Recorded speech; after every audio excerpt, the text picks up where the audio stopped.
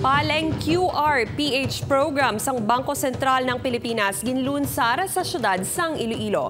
Mas mahapos nga pagbayad kag pagbaton sang bayad pinaagi sa mobile banking apps, bentaha para sa mga negosyante. Ini ang gitutukan ni John Sala.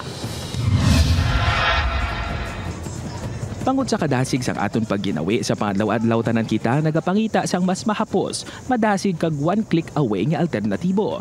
Kabalo kabala nga ang isa ka bugko sang latoy, isa ka kilo sang bugas kag iban pagid nga mga produkto diri sa Iloilo Terminal Market ang sarang mo na nga mabayaran paagi sa online banking.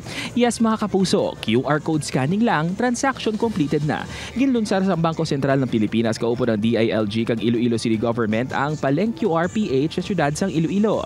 Tinutuyo sini nga mga digital ang transaksyon hindi lang sa mga dalagko o supermarkets kag balaklan sa syudad, kundi pati man sa mga merkado. Ini nalipay gid ako nga nagsulod diri ang Central Bank nga nagbulig sa aton nga mga vendors, sa aton nga mga tricycle drivers nga may ara pa paagi nga magbayad. Si Manang Gloria aminado nga sang una mabudlay para sa ila nga batuno ng ini nga konsepto ilabi na nga basta gani bag-o kinahanglan pangatun-an. Apang sang dalayon nakit-an sining ang benepisyo sang Paleng QR.